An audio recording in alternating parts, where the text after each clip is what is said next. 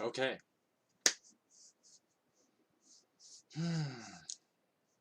Hello and welcome to the stream. Parson reads the book of Samuel. And yes, you saw that right. This is going to be the last part of this long book, this two-parter. As the book of Samuel contains 1st and 2nd Samuel, we're moving toward the end of it. So today we're going to be reading the last 5 chapters. We're just going to power through because what's the point of reading 4 chapters and then only having one left, right? So we're going to read all 5 chapters and some closing thoughts. So that's going to be the general plan for today. Let me just change the lighting a bit. Okay. I have to actually use my computer for my Bible because I forgot I left my Bible in the car because I was using the one I normally use for streams. I was using it for a funeral yesterday, and I never bothered to get it out of the car.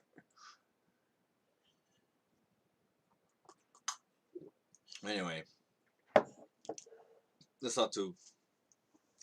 not really something to worry about. Anyway, I will be reading from 2nd Samuel, starting with chapter 20. I will be using the New International Version, or NIV.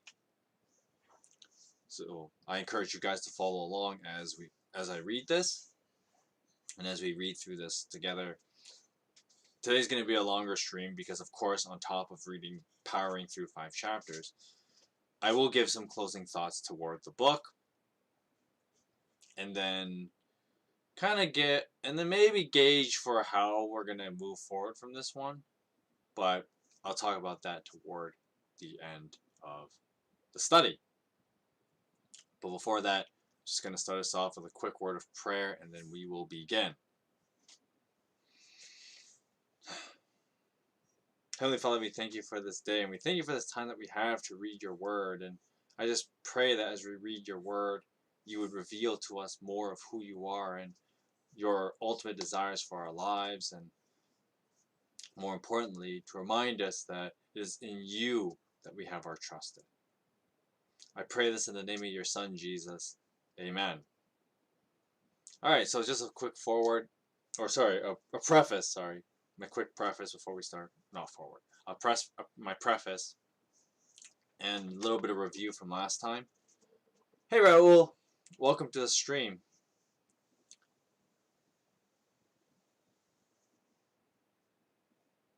I hope you're doing well.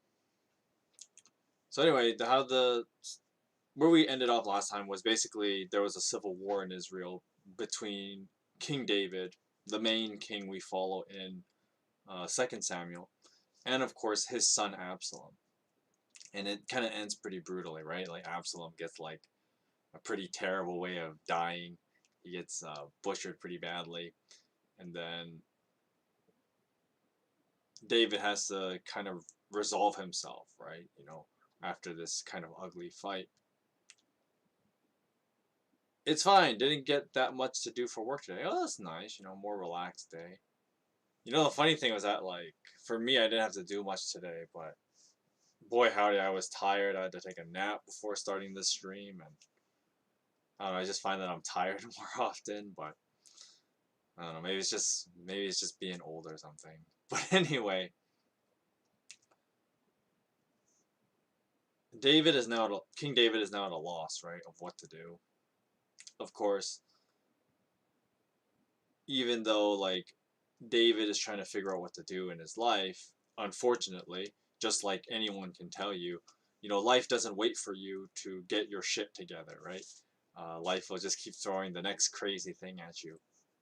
And that's where David is going to encounter basically he has another civil war kind of on the horizon as he's trying to collect himself, but time won't give him that time to heal. And that leads us to chapter 20. So here we go, starting with chapter 20. Now a troublemaker named Sheba, the son of Bichri, a Benjamite, happened to be there. And he sounded the trumpet and shouted, "We have no share in David. No part in Jesse's son. Every man to his tent, Israel. So all the men of Israel deserted David to follow Sheba, the son of Bichri. But the men of Judah stayed by their king all the way from the Jordan to Jerusalem. Now when David returned to his palace in Jerusalem, he took 10 concubines that he had left to take care of the palace and put them in a house under guard. He provided for them, but had no sexual relations with them, and they were kept in confinement till the day of their death, living as widows. Then the king said to Amasa, summon the men of Judah to come with me within 3 days, and be here yourself. But when Amasa went to summon Judah, he took longer than the time that the king had set for him. Now David said to Abhishai, now Sheba, the son of Bichri, will do us more harm than Absalom did. Take your master's men and pursue him, or he will find fortified cities and escape from us. So Joab's men and the Kerethites and the Pelethites and all the mighty warriors went out under the command of Abishai. They marched out from Jerusalem to pursue Sheba, the son of Bichri. While they were at the great rock of Gibeon, Amasa came to meet them. Joab was wearing his military tunic and strapped it on his waist with a belt and a dagger in his sheath. As he stepped forward, it dropped out of his sheath. Now Joab said to Amasa, how are you, my brother? And Joab took Amasa by the beard with his right hand to kiss him. Amasa was not on his guard against the dagger in Joab's hand, and Joab plunged it into his belly, and his intestines spilled out on the ground. Without being stabbed again, Amasa died. Then Joab and his brother Abishai pursued Sheba, the son of Bichri. Now one of Joab's men stood beside Amasa and said, whoever favors Joab, and whoever is for David. Oh, I guess I should have given this guy a voice. Let him follow Joab. Now Amasa lay wallowing in his blood in the middle of the road, and the man that saw all of the troops come to a halt there. When he realized that everyone who came out to Amasa stopped, he dragged him from the road into the field and threw a garment over him. After Amasa had been removed from the road, everyone went on with Joab to pursue Sheba, the son of Bichri. Now Sheba passed through all the tribes of Israel to Abel-Beth-Maachah, and through the entire region of the Bichrites, who gathered together and followed him. All the troops with Joab came and besieged Sheba in Abel-Beth-Maachah. They built a siege ram up to the city, and it stood against the other fortifications. While they were battering the wall to bring it down, a wise woman called from the city, listen, listen, tell Joab here, so I can speak to him. Joab went toward her, and she asked, are you Joab? I am, he answered. And she said, listen to what your servant has to say. I'm listening. She continued, long ago they used to say, get your answer at Abel, and that settled it. We are the peaceful and faithful in Israel. Are you trying to destroy a city that is a mother in Israel? Why do you want to swallow up the Lord's inheritance? Well, far be it from me, Joab replied. Far be it from me to swallow up or destroy. But that is not the case. A man named Sheba, the son of Bichri, from the hill country of Ephraim, has lifted up his hand against the king, against King David. Now hand me over this one man, and I will withdraw from the city. And the woman said to Joab, "His head will be thrown to you from the wall." Then the woman went to all the people, and with her wise advice, they cut off the head of Sheba, the son of Bichri, and they threw it to Joab. So he sounded the trumpet, and his men dispersed from the city, each returning to his home. And Joab went back to the king in Jerusalem. Now Joab was over Israel's entire army. Benaiah, I think that's how you actually say it. Benaiah, son of Jehoiada, was over the Kerethites and the Pelethites. God, these names. Adoniram was in charge of forced labor. Jehoshaphat, son of Ahulad, was the recorder. Shiva was the secretary. Zadok and Abiathar were priests. And Ira, the Jireh, was David's priest. Alright, so that's chapter 20. Not much of a rebellion, right? This Shiva guy. But let's take it step by step here. So basically, when the Bible points out that it's a Benjamite thing, the idea that's being conveyed here is that, these battles and these unnecessary infighting within the Israelites was kind of a natural result of human desire for factions and human leadership, right? Because of course with the Benjamites, they would be loyal to Saul, right? The first king of Israel. They would be loyal to him. Saul was one of them, and then David was kind of viewed as a usurper, right? Despite that God had removed Saul because of some of Saul's sins in the past. But in regard to, hang on, what the heck? Sorry, I'm going to move this over this way. Go. I don't know why well, maybe I might have to move it back. We'll see. I'm just going to move the chat box over that way. There you go. Anyway, so there's this idea that's being played out here with, like, the problem of human leaders and how that will naturally divide people, right? More than how the Israelites were meant to live. Of course, this didn't pan out perfectly either, as the book of Judges would tell us. But the idea was that when Israel would just worship God and follow God as king kind of thing, they were meant to be under one banner and one people, right? That they were the people of God, and that's it, right?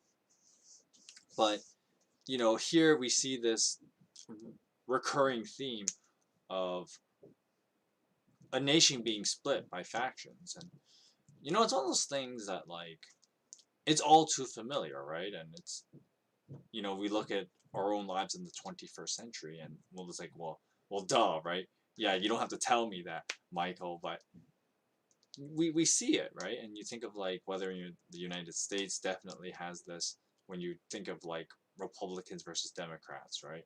Or you look in Canada and it's Liberals versus the Tories, right? In any, political faction, it's a good example, right?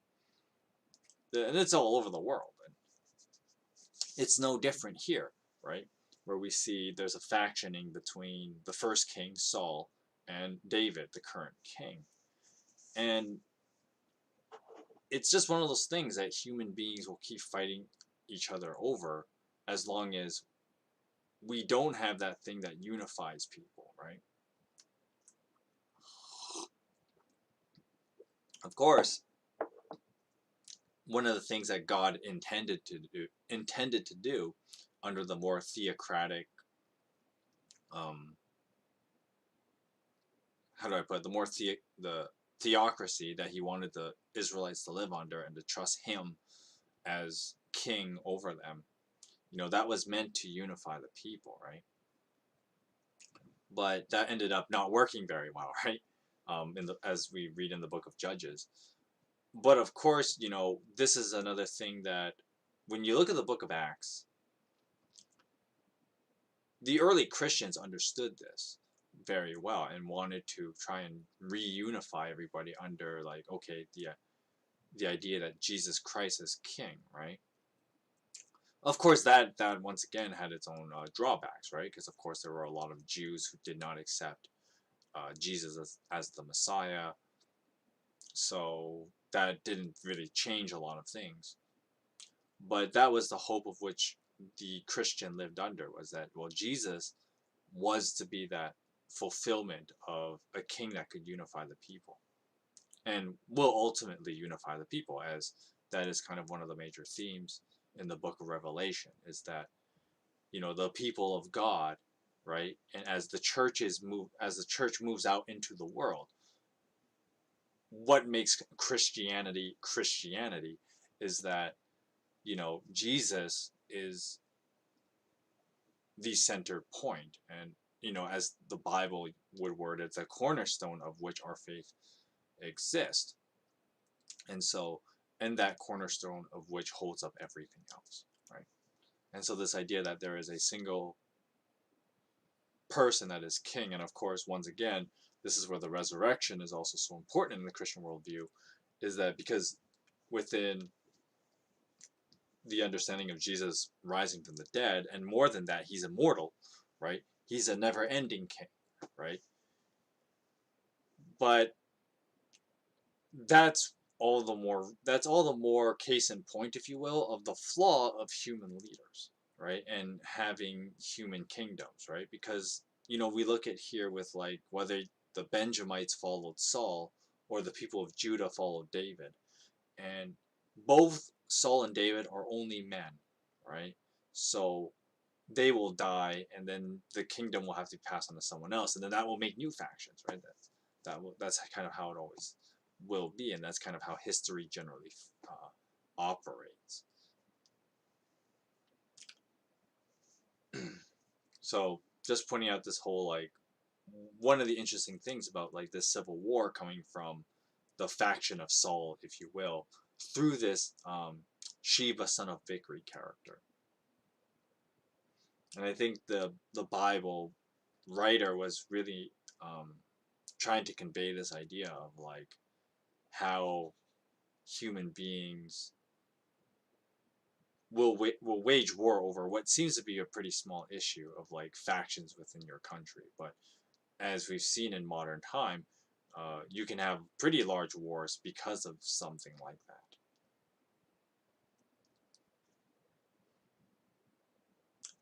The rest of the chapter is really more just like, how do I put it? Just like a telling of the events. So it tells, like, okay, Sheba was ready to go to war, but because the Benjamites are so small and they're pretty weak in the grand scheme of things, this rebellion gets crushed pretty quickly, right?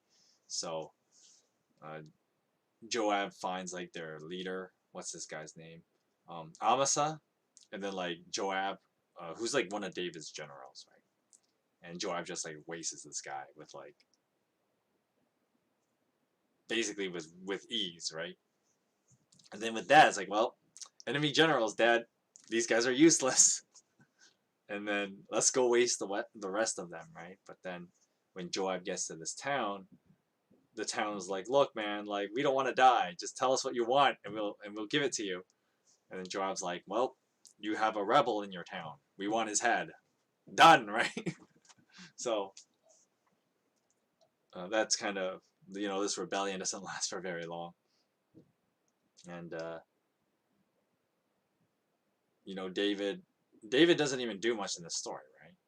It's all, like, the exploits of Joab, and I guess kind of like similar to how we read Knights' Tales. You know, we kind of read, like, a story of one of the knights as opposed to, like, the king. So that's kind of what happens here. But we'll resume to King David pretty soon as we jump to chapter 21.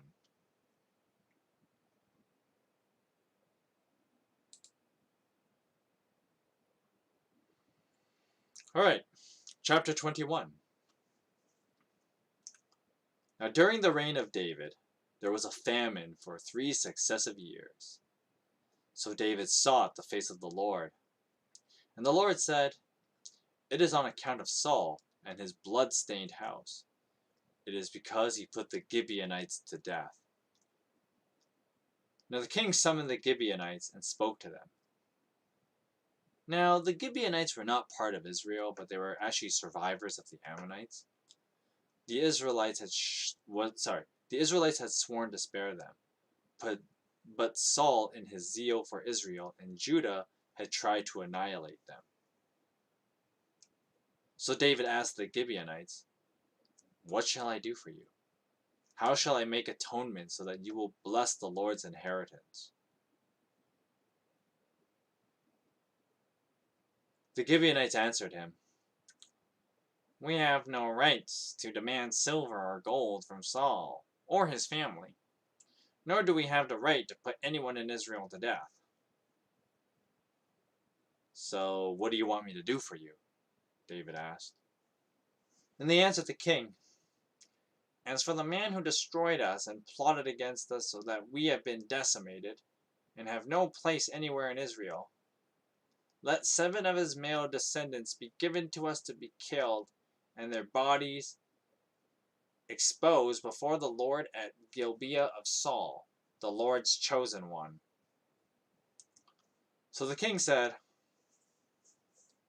"I will give them to you." Damn. Anyway, verse 7. The king spared Mephibosheth, the son of Jonathan, the son of Saul, because of the oath he had made before the Lord between David and Jonathan. But the king took Armoni and Mephibosheth, the 2 sons of Aiah's daughter. So, yes, there are 2 Mephibosheths. Do not get them confused. The 2 sons of Aiah's daughter, Rizpah, who she had borne to Saul, together with the 5 sons of Saul's daughter, Merba, whom she had borne to Adriel, son of Barzillai, the Mahalathite. He handed them over to the Gibeonites, who killed them and exposed their bodies on a hill before the Lord. All 7 of them fell together. They were put to death during the first day of the harvest, just as the barley harvest was beginning. Now Rizpah, the daughter of Aiah, took sackcloth and spread it out for herself on a rock. From the beginning of the harvest till the rain poured down from the heavens on the bodies, she did not let the birds touch them by day or the wild animals by night. When David was told that Aiah's daughter Rizpah, of what Aiah's daughter Rizpah, Saul's concubine, had done, he went and took the bones of Saul and his son Jonathan from the citizens of Jabesh Gilead, for they had stolen their bodies from the public square at Bethshan, where the Philistines had hung them after they struck down Saul at Gilboa, if you recall back at the end of 1 Samuel. David brought the bones of Saul and his son Jonathan from there, and the bones of those who had been killed and exposed were gathered up. They buried the bones of Saul and his son Jonathan in the tomb of Saul's father Kish at Zelah in Benjamin, and did everything the king commanded. After that, God answered prayer in behalf of the land. Now once again, there was a battle between the Philistines and Israel. David went down with his men to fight against the Philistines, and he became exhausted. And Ishbi-Benob, one of the descendants of Rapha, whose bronze spearhead weighed 300 shekels, and who was armed with a new sword, said that he would kill David. But Abhishai, son of Zeruiah, came to David's rescue. He struck the Philistine down and killed him. Then David's men swore to him, saying, "Never again will you go out to battle with us, so that the lamp of Israel will not be extinguished." In the course of time, there was another battle with the Philistines, at Gob. At that time, Sibbecai, the Hushathite, killed Saph, one of the descendants of Rapha. And in another battle with the Philistines at Gob, Elhanan, son of Jair, the Bethlehemite, killed the brother of Goliath the Gittite. who had a spear with a shaft like a weaver's rod. In another battle, which took place at Gath, there was a huge man with 6 fingers on each hand and 6 toes on each foot, 24 in all. He was a descendant of Rapha. When he taunted Israel, Jonathan, the son of Shemiah, David's brother, killed him. These 4 were descendants of Rapha and Gath, and they fell at the hands of David and his men.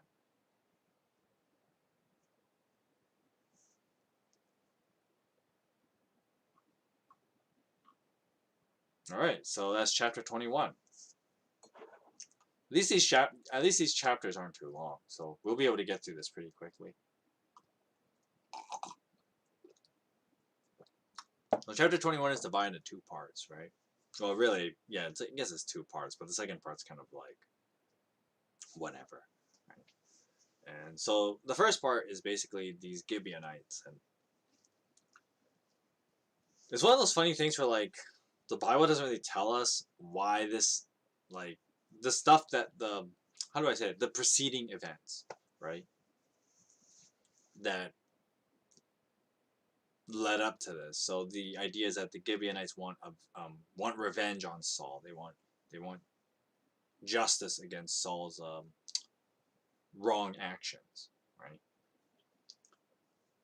And we don't really know when this happened because here we're told that Saul had basically killed a bunch of the Gibeonites and tried to kill them all when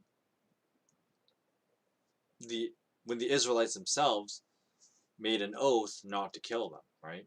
But then Saul, I guess in his like bloody crusades, nearly killed all of them. And the Bible doesn't really tell us when this happened. So, I mean, there's one of 2 times when this could have happened, right?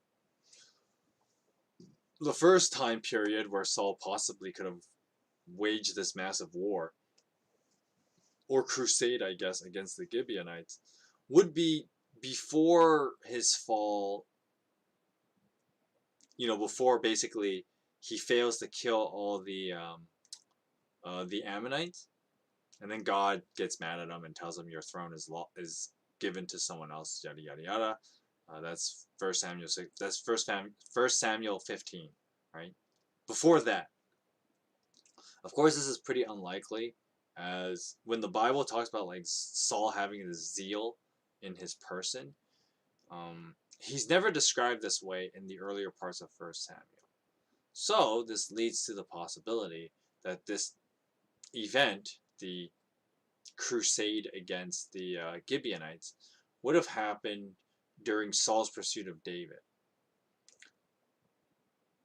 This would be starting from like what, chapter 22 or whatever, where Saul was trying to kill David, and then maybe he just killed a whole bunch of people in his attempts to kill David, right? Killing basically whoever got in his way. And that's a very that's probably more likely the case, as once again the zeal language is more appropriate here. So the logic would be that Saul was so hell-bent on killing David that he would have killed anyone that tried to stand in his way, and the Gibeonites might have been such people, right? They might have stood in Saul's way. They might have been in the warpath or something, right? And then Saul would have killed them just so they would get out of his way. That's probably more likely the case. But of course, the Bible didn't really tell us that happened. We just kind of assume that happened.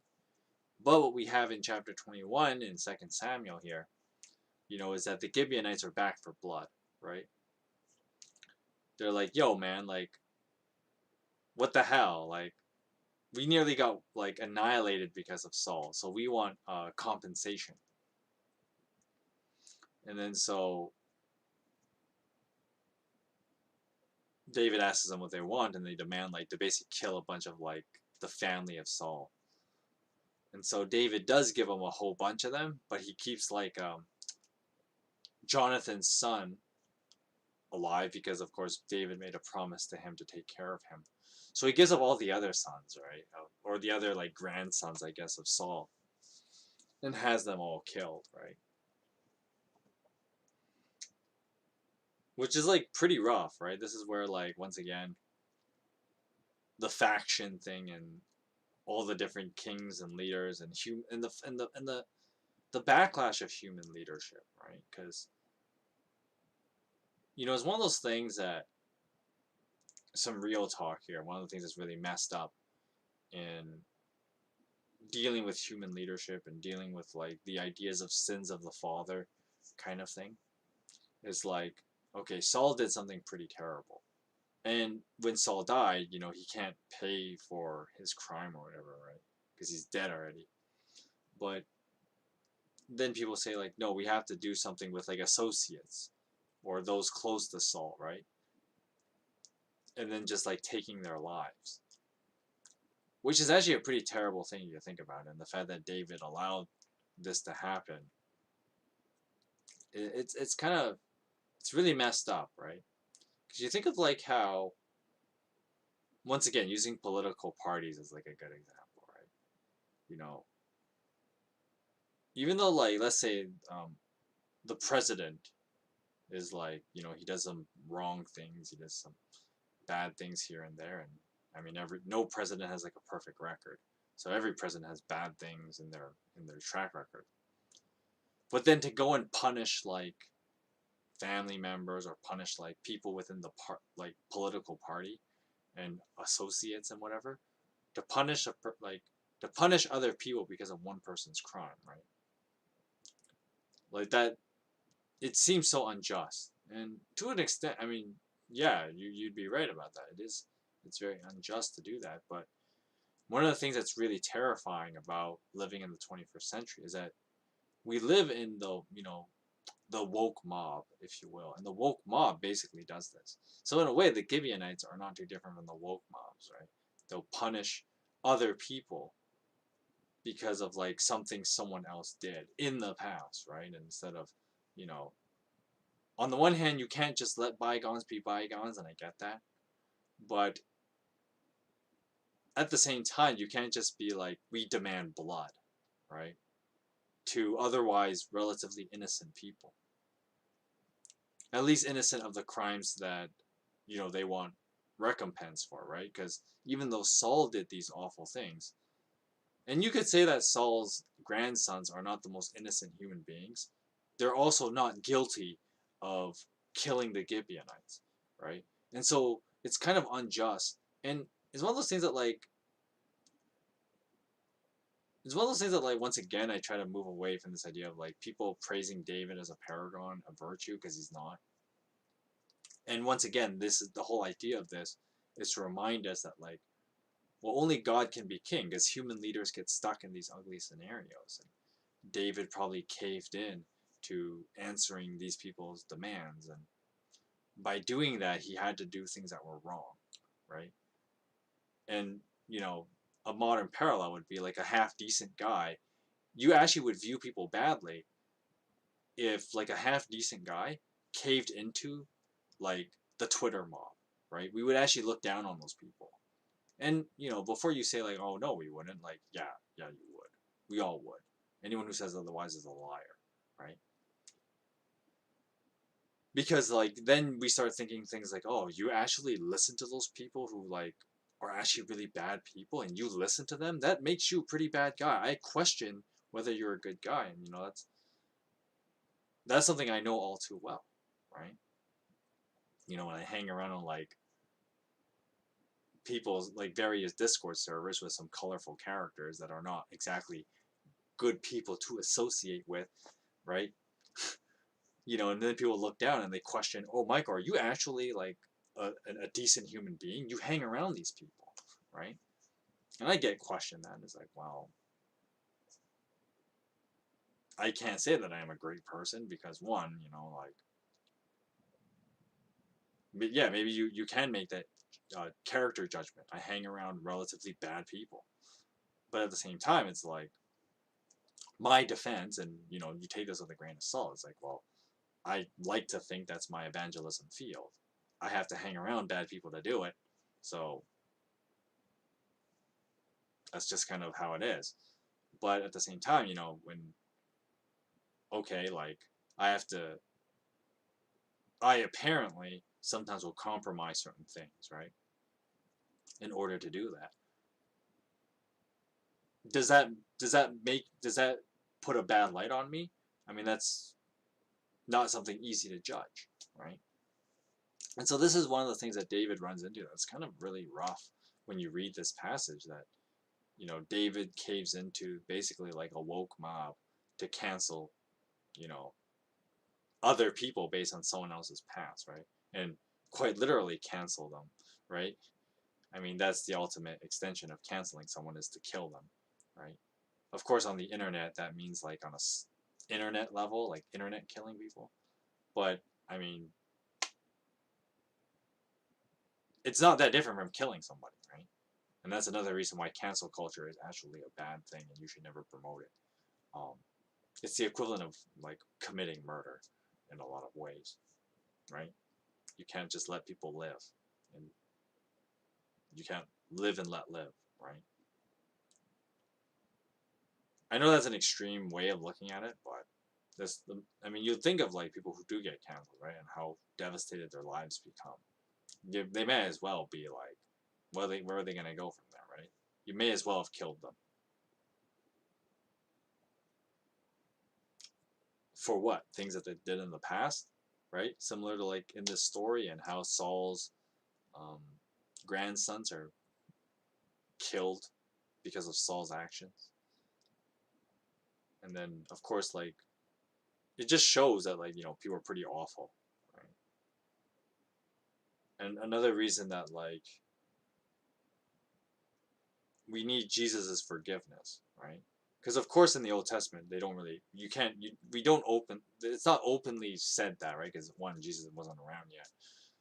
And two, when we read stories like this, it's meant to remind us of, like, how dark the world is before Jesus brought the light into the world once again, kind of thing, right? That's kind of a big narrative motif when we get to when you read the book of John, right?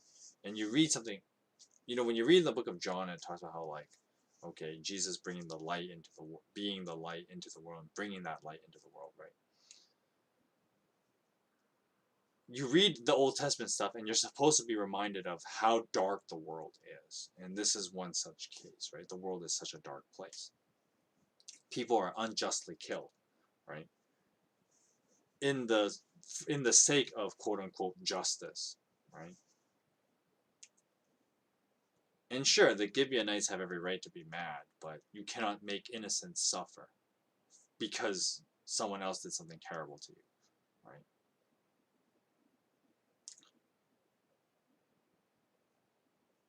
So then we have that's basically the bulk of chapter 21.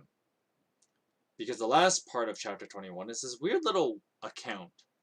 In chapter 21, and not just chapter 21, but like there's some parts in the Bible that's just like, I call it the birthplace of like mythologies, right? Because people then make up like all these crazy myths based on like these small accounts found in the Bible, and the Bible kind of uses them as throwaway statements, even though, like, if you look at these passages, it brings up a lot of questions, and then when you have questions, people want answers, and when there are no answers given, the imagination goes wild, right? And starting from verse 15 in chapter 21 is one of those like sections of the Bible, right? Where it's like, I have so many questions, but no answers are ever given, right? So basically, what happened, well, what is told, I guess, to us, is that there's a bunch of war sequences that Israel goes and fights all these people, and basically they're at war with the Philistines again. But these Philistines, they come packed in heat, right? Because apparently, these Philistines always come with a descendant of Rapha. Now, if you don't remember that name, Rapha was first mentioned in 1 Samuel, as Goliath is the son of Rapha or something like that. He's the son of Rapha.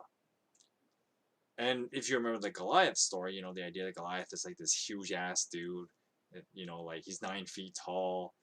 He's wearing like this huge ass armor. He's got a giant ass spear, right? A giant ass sword, and all that. And so that was when David fought Goliath, right? But then, you know, 2 Samuel 21 here brings up like the descendants of Rapha. So the idea of like the giants, right? Giants. I mean, I guess they're giants if like the guy's 9 feet tall. Like, you know, that compare that to what I'm only 6 feet tall. So yeah, 9 foot tall guy in a friggin' like 200-pound armor would be a giant to me, right? I mean, you'd have just to sit on me and I'd be dead. The armor weighs more than I do, but like, but like, basically, you know, now we have these descendants of Rapha, and the Bible just says, yeah, they're these descendants of Rapha. You know, one guy had like friggin' six fingers and 6 toes on each, you know, hand and foot. Like, then there was like, you know, these other giants just running around, I guess, right? And then like Israel goes to war with these guys, and Israel defeats them. Whoa, they're giants, right? Like, and so like, where do these giants come from? Why aren't there more of them? Where did they come from, right? Like, and the Bible leaves those questions unanswered. And once again, of course, the Bible's not overly concerned about that. But the fact that the Bible even bothered mentioning that the giants were back, this gets people's imaginations running, right? You know, tons of like conspiracy theories and stuff like that is made on passages like this, right? And I always found these passages kind of weird for that reason, right? It's like, why bother mentioning it? Because, I mean, on the one hand, maybe the Bible's going for honesty that these things happened. But on the other hand, you know, you then make people question a lot of what the Bible even says, right? But I guess that's the price for honesty, right? Is that you will always be questioned. And that's all I have to really say about this passage. Just kind of like the Bible throws it out there. There are giants, huge ass 9 feet tall guys. One of them had 6 fingers on each hand. You know, right? It's just kind of out there, right? I'm gonna move this back. Now I remember why I have it on. Now I remember why I have it over here. Okay, there you go. It's so that you can see, so that I can see it better, because like my background is like this maroon curtain, which is easier for the white text to appear on. That's why I have it there. I just have to make sure that I don't cover it with my skin or something. So, but anyway, got off track there. But yeah, the Giants thing was just always like a weird thing, random. You know, the Bible. This is not the only place the Bible does it, right? There's like, I talked about this in the book of Genesis reading, where like there was the Nephilim, right? What's up with that, right? And of course, like, oh lordy, like the Nephilim section of the Bible, when that was brought up, has been like the birthplace of like millions of like mythologies and, you know, ideas of like whether you believe in like aliens or stuff like that, right? And you know, and then of course like every science fiction story makes some kind of reference to the Nephilim, right? And, oh man, people love that kind of stuff, right?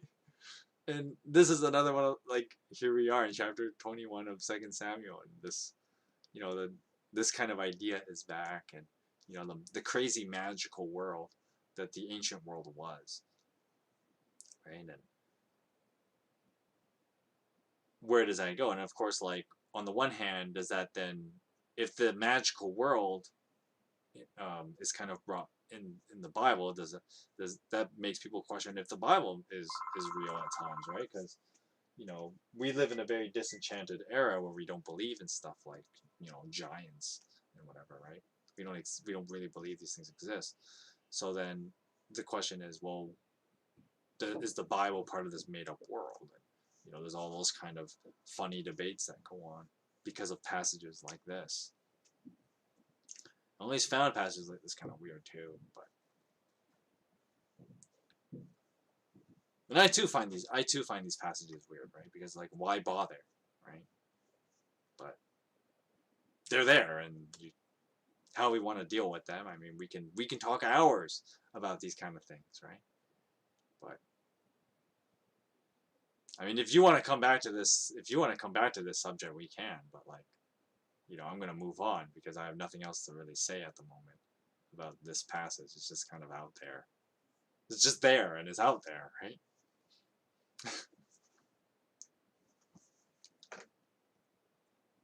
But moving on. I'm gonna take a quick drink. Should have brought way more water than this. I don't know why my throat is pretty dry. Part of it is also because, like, I don't know. I felt like really exhausted today when I got home from work this morning. And I was pretty tired. Took a nap. And I still feel exhausted. On the one hand, it's like the nap didn't help. I'm still exhausted. But on the other hand, it's like if I didn't take the nap, I'd be like yawning all the time on stream, right? And that's actually worse, right? So, you just gotta take it, right? just gotta deal with it.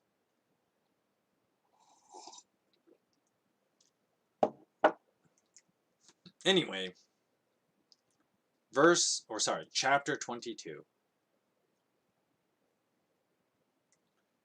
Now David sang to the Lord the words of this song, when the Lord delivered him from the hand of all his enemies, and from the hand of Saul. And David said, and I am not singing this, the Lord is my rock, my fortress and my deliverer. My God is my rock, in whom I take refuge, my shield and the horn of my salvation. He is my stronghold, my refuge and my Savior. From violent people you saved me. I called to the Lord, who is worthy of praise, and have been saved from my enemies. The waves of death swirled around me. The torrents of destruction overwhelmed me. The cords of the grave coiled around me. The snares of death confronted me. In my distress I called to the Lord. I called out to my God. From his temple he heard my voice. Oh, for crying out loud, sorry. It's one of those things where, like, we have a phone here.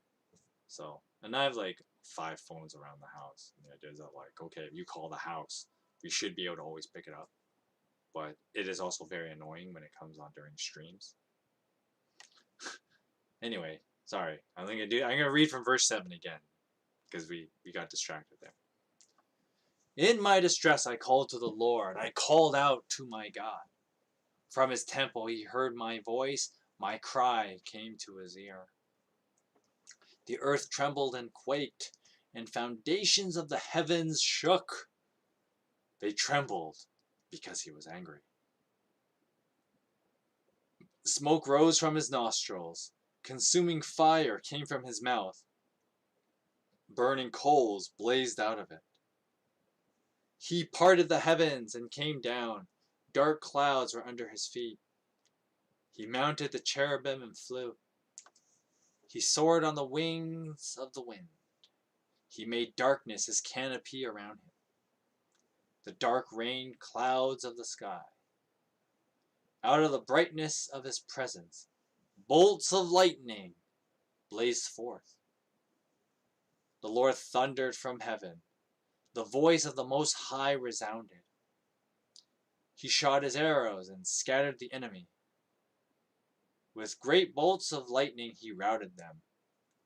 The valleys of the sea were exposed, and the foundations of the earth laid bare at the rebuke of the Lord, at the blast of breath from his nostrils. He reached down from on high and took hold of me. He drew me out of deep waters. He rescued me from my powerful enemies, from my foes who were too strong for me. They confronted me in the day of my disaster, but the Lord was my support. He brought me out in a spacious place.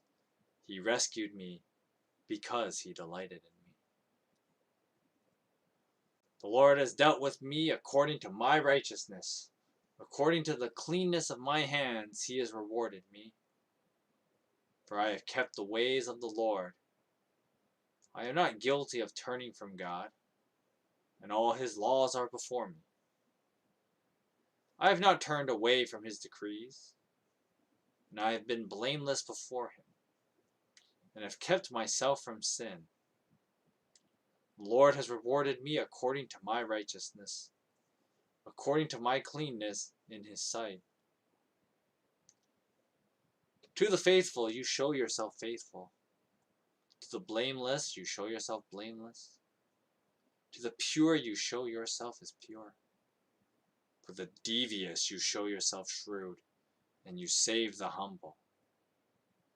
Your eyes are on the haughty to bring them low. But you, Lord, are my lamp. The Lord turns my darkness into light. And with your help I can give advance against a troop. And with my God I can scale a wall. As for God, his way is perfect. The Lord's word is flawless. His shields and all those who take refuge in him. For who is God besides the Lord? And who is the rock except our God? For it is God who arms me with strength, and he keeps my way secure. He makes my feet like the feet of a deer. He causes me to stand on the heights, and he trains my hands for battle. My arms can bend a bow of bronze, and you make your saving help my shield. Your help has made me great, and you provide a broad path for my feet, so that my ankles do not give way. I pursued my enemies and crushed them. I did not turn back till they were destroyed. I crushed them completely, and they could not rise, and they fell beneath my feet. You armed me with strength for battle, and you humbled my adversaries before me. You made my enemies turn their backs in flight, and I destroyed my foes. They cried for help, but there was no one to save them. To the Lord he did not answer. I beat them as fine as the dust of the earth. I pounded and trampled them like the mud in the streets. You have delivered me from the attacks of the people. You have preserved me as the head of nations. People I did not know now serve me. Foreigners cower before me. As soon as they hear of me, they obey me. They all lose heart. They come trembling from their strongholds. The Lord lives. Praise be to my rock. Exalted be my God, the rock, my Savior. He is the God who avenges me, who puts the nations under me, who sets me free from my enemies. You exalted me above my foes. From a violent man you rescued me. Therefore I will praise you, Lord, among the nations, and I will sing the praises of your name. He gives his king great victories. He shows unfailing kindness to his anointed, to David and his descendants forever.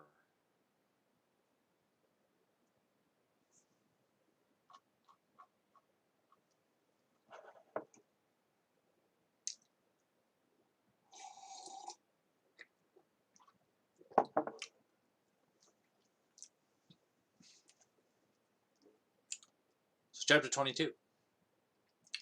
David has his song of praise, right? And there's a lot to go through in this song. I don't know how much of it I'm going to go through and how much detail I want to go through each stanza and stuff like that. It's a really long song because, wow, it was like, what, 48 verses or something like that? It was, that was a lot. Anyway, first yawn of the stream. Anyway, so basically, how the song goes down basically is that like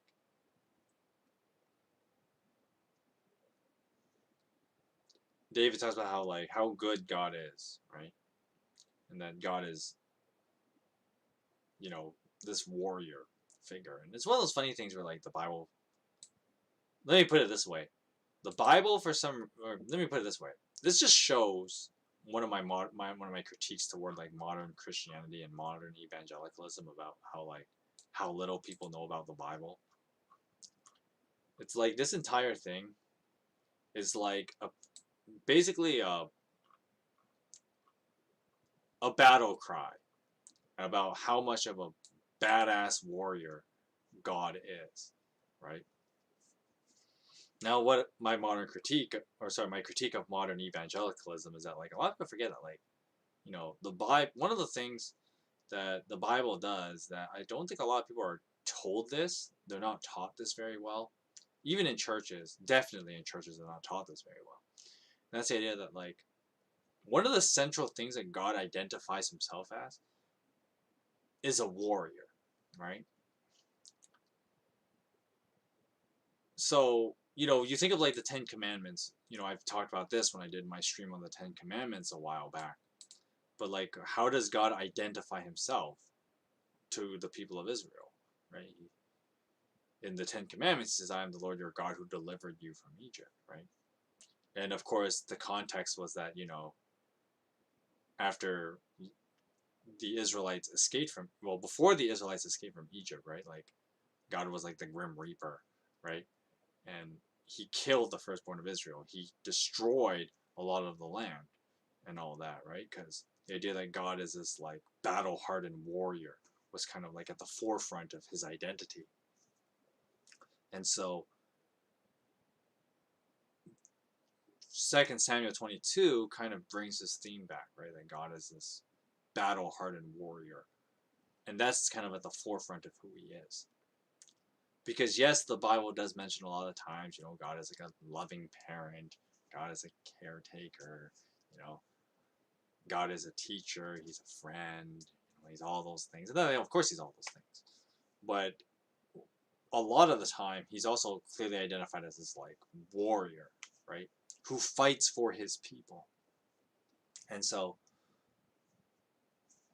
when David is making this song and he talks about how like, you know, God is the reason of my victories. God is the reason for how I've made it this far in life. For God has fought for me, right? And that, I mean, the entire song is all about that, right? You know, this language of like God who avenges, the God who is my rock, the God who is my savior, right? And that's another thing that, you know, because we throw that word around so much, the word savior in Christianity, you know, we talk about like Jesus as my savior, right? And that word is kind of just thrown around. That it sometimes loses its meaning, right? Of like, how do I put this? You know, when we talk about Jesus forgiving sins, right? It's not like it wasn't like a light ordeal, right? It's not like God just goes, oh, you know, like your sin is not a big deal. Don't worry about it, right? That's not how God treats it, right? And that is not how we should view this idea of Jesus as Savior, right?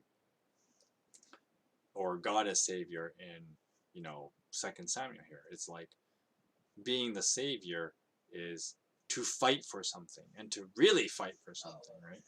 And so when we think of this passage where David's talking about like how God is his Savior, like now I know some people might think there's some contradictory stuff in this passage where David talks about like, you know, God upholds my righteousness, God upholds me as blameless and whatever, right? But that's more to do with like God fighting for him as a person and God's desire to purify him more than David actually being a good guy. Because like once again, you know, you read the book of Samuel, you know David's not a good guy, right? But for God to be his savior, you know, David is still like despite David's flaws, David is someone worth fighting for. At least that's how God probably views it. And that's once again, that's the crux of the Christian message, right? Is that, all of us, with all the things we've done wrong, and some of us, they say, well, I'm a better person than David. I didn't like steal someone else's wife and kill the guy for her, right? Like, I've never done anything like that. So I'm clearly a better person than David, but that's besides the point. But, we've all done wrong things in our life. No one is perfect. Everyone has done sinful things in their lives, and they're all different from person to person. But despite that, every single one of us is someone worth fighting for. And like that's one of the big things about Christianity and the Christian message, right? Is that like God thinks you're someone worth fighting for. God thinks you're someone worth dying for. And that's a big deal, right? That should be an incredible honor that all of us receive from God himself, right? And so that is what the psalm is getting at. That's what David is really getting at. And of course, the New Testament writers were aware of this, and they even use the language of like David as a prophet, right? Because how the New Testament writers like Paul and them understood this passage, they would say that like, Jesus was the person who delivered us from sin and really, saved us from our enemies, right? And delivered us into a new life, right? And brought us out of this kind of estranged, way of life, or, we're crushed by our enemies and whatever, right? And that Jesus was the one who ultimately brought that. And that was kind of how, since Jesus was the fulfillment of this song, right? Many Christian writers understood that like David, we've used the phrase of David as a prophet, even though the Bible never refers to him as one, for the most part. Well, let me rephrase that. Of course, the Bible does refer to him as one, because in the New Testament, he's referred to as one. But when I say like in the New Testament, David is referred to, that's of course like, once again, the people in the New Testament, like Paul and Peter, they understood this passage, and they understood the prophetic nature of Jesus within this passage, right? When David is talking about the God who avenges me, and the God who delivers me and is my rock and all that, right? And that was fundamentally fulfilled in the person of Jesus. And so this song is meant to be like a prophet, like talking about the future in the well, see, this is where it gets complex, right? Because it's not really talking about the future. It's talking about the nature of God, right? But of course, how do I put it? The way that we understand this nature of God is then revealed in a future event. So from David's perspective, right, he's just talking like generally about who God is, right, and how good God is and all that. But to someone in the future, it refers to someone in their lifetime, if that makes any sense, right? Once again, going back to where this passage is interpreted to be about Jesus dying and resurrecting from the dead. Jesus' resurrection doesn't happen for like another 1,000 years from this time, give or take, right? Give or take a few decades. Jesus doesn't come around for another 1,000 years. But all the New Testament Christians, they all understood this passage to refer to Jesus and the resurrection, right? And that's where the contradiction in the contradiction found in where is it? From verse 22 to 30, give or take.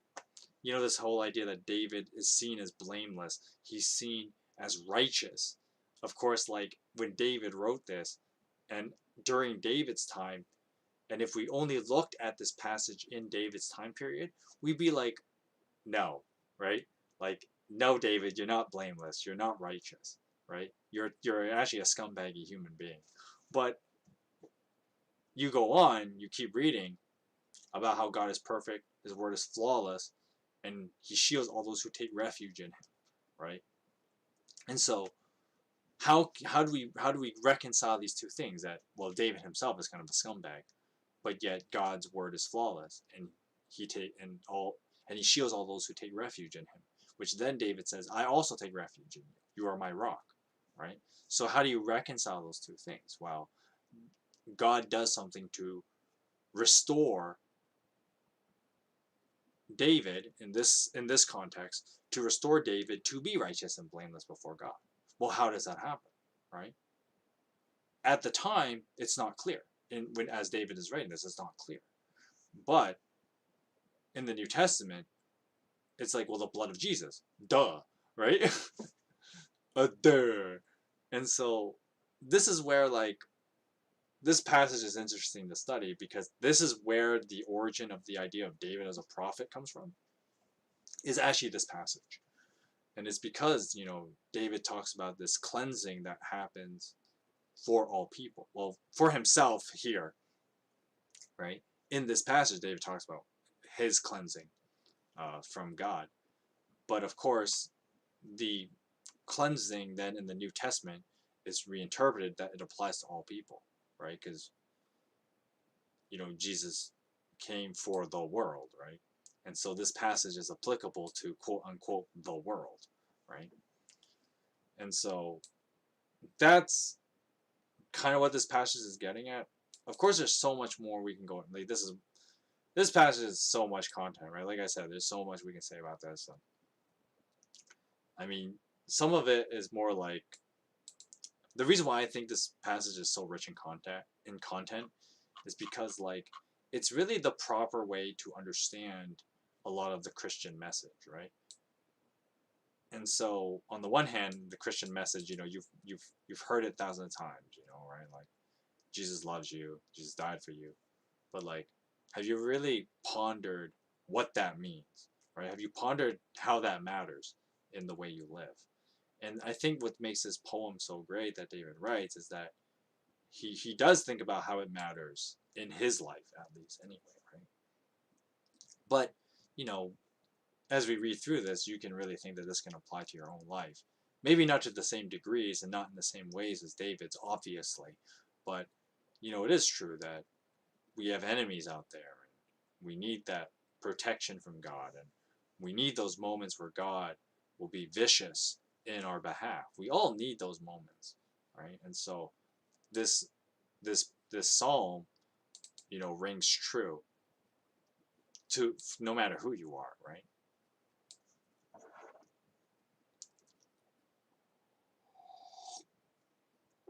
Mm.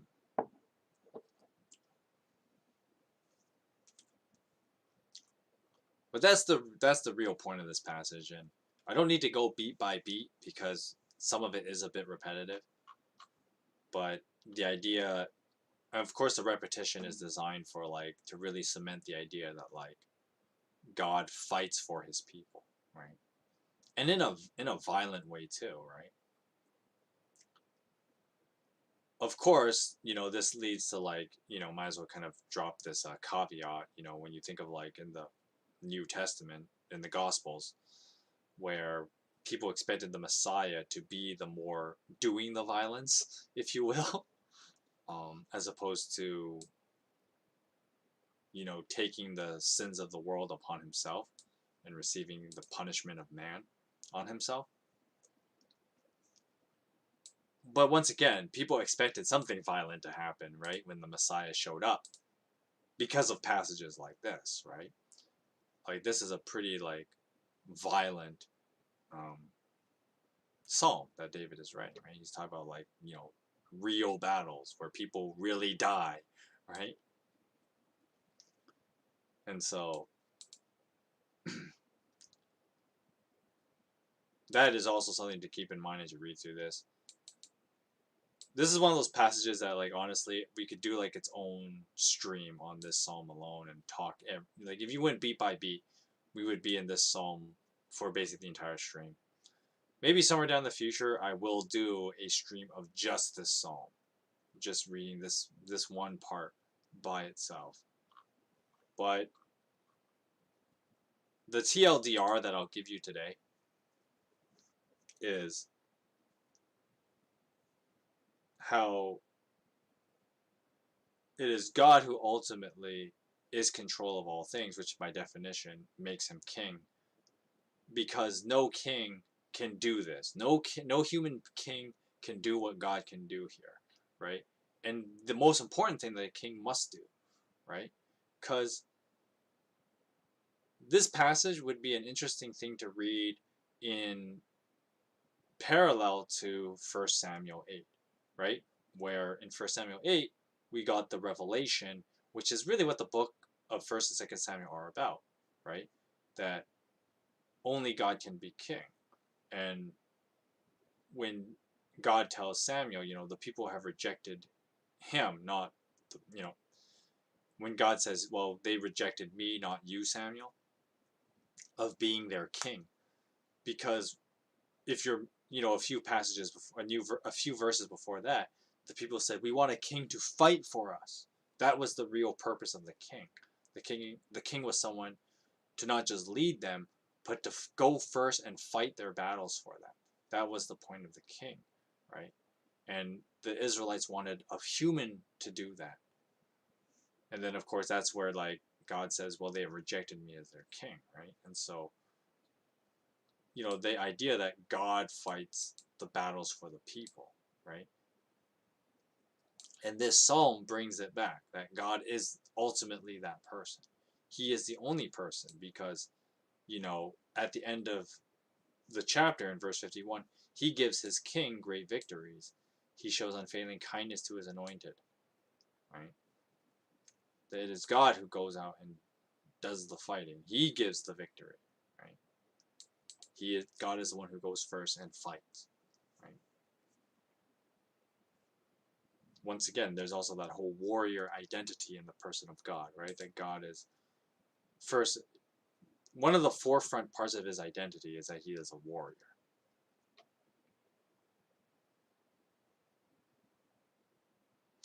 With that being said, and I mentioned this in the Exodus reading, it's where, like, a lot of people say, like, well, how could God be so violent in the Old Testament? It's like, well, what do you expect of any warrior, really, right? If you like, you conjure the idea of a warrior. If I say God is a warrior, that's naturally what you're going to think, that he beats up a lot of people, right? That's what warriors do.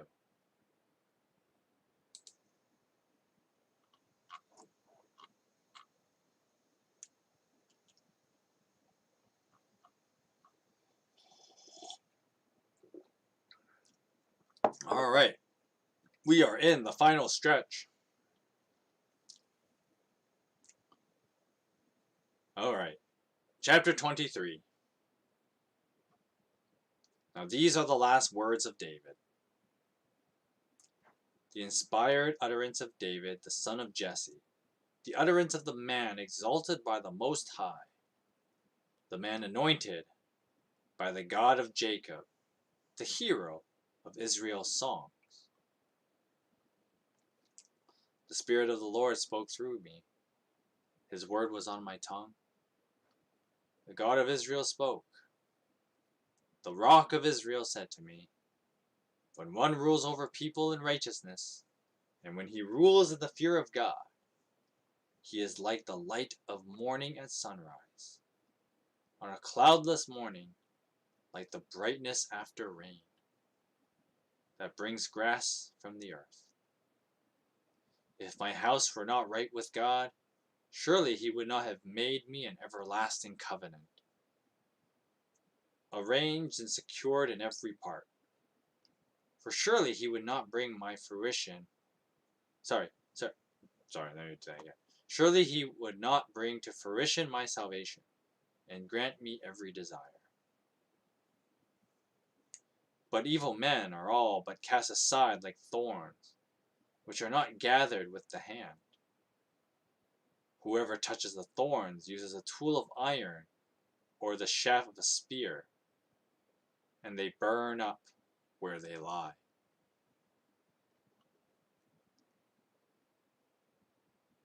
Now these were the names of David's mighty warriors.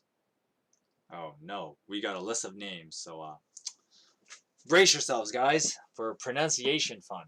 So Josheth Bashabeth, Tachamonite, was chief of the three, the big three. He raised his spear against 800 men, whom he killed in one encounter. What is this, like Dynasty Warriors? Next to him was Eleazar, son of Dodai the Ahohite. As one of the three mighty warriors, he was with David when they taunted the Philistines gathered at Pasdammim, for battle. When the Israelites retreated, but Eleazar stood his ground and struck down the Philistines till his hand grew and his hand grew tired and froze to the sword. The Lord brought about a great victory that day, and the troops returned to Eleazar, but only to strip the dead. Basically, he killed every last one of them. Now next to him was Shema, the son of Agi the Hararite. When the Philistines banded together at a place where there was a field full of lentils, Israel's troops fled from them. But Shammah took his stand in the middle of the field. He defended it and struck the Philistines down, and the Lord brought about a great victory. So all these guys would be like playable characters in like a Dynasty Warriors game. That's what needs to happen,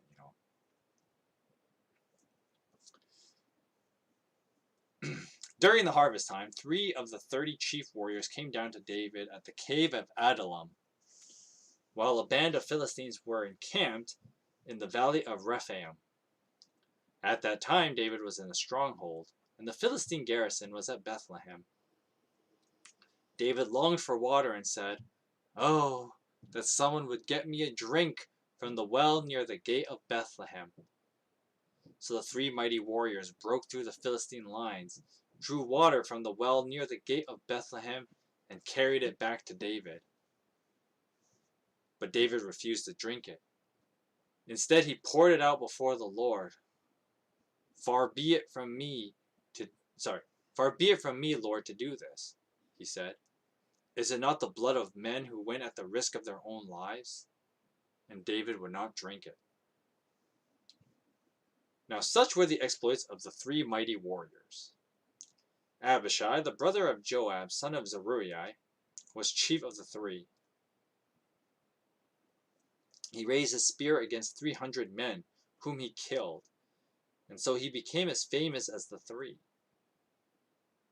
Was he not held in greater honor than the 3? He became their commander, even though he was not included among them. Benaniah, son of Jehoiada, a valiant fighter from Kabzeel, performed a great exploit. He struck down Moab's 2 mightiest warriors. He also went down into a pit on a snowy day and killed a lion. And he struck down a huge Egyptian. Although the Egyptian had a spear in hand, Benaiah went against him with a club. He snatched the spear from the Egyptian's hand and killed him with his own spear. Now such were the exploits of Benaiah, son of Jehoiada. He too was as famous as the mighty 3. He was held in greater army than any of the 30, but he was not included among the 3. I mean, you can only have 3 guys in the 3. And David put him in charge of his bodyguard. Now among the 30 were Asahel, the brother of Joab, Elhanan, the son of Dodo from Bethlehem, Shammah the Haradite, Elikah the Haradite, Helez the Paltite, Ira, son of Ikesh from Tekoa, Abiezer from Anathoth, Sibbecai the Hushathite, Zalman the Ahohite, Maharai the Netophathite. Sorry, these names are pretty hard to pronounce actually. Heled, son of Bainan the Netophathite, Ithai, son of Ribai from Gibeah in Benjamin, Benina the Parathonite, oh, I missed a syllable there, the Parathonite, Hiddai from the ravines of Gaash, Uh, Abi Albin, the Arbathite, Asmatheth, the Barhumite. I think that's how you say that. Eliabah, the Shalabonite, the sons of Jashan, Jonathan, son of Shammah, the Hararite, Hane, uh, Ahiam, son of Sharar, the Hararite, Eliphalet, son of Ahaz, how the hell do you say that? Ahazbai, the Malakathite, Elam, son of Ahithophel, the Gileonite, Hezro, the Carmelite, Parite, the Arbite, Igal, son of Nathan from Zobah, the son of Hagri, Zalek the Ammonite, Naharai the Beerothite, the armor-bearer of Joab, son of Zeruiah, Ira the Ithrite, Gareb the Ithrite, and Uriah the Hittite, for there were 37 in all.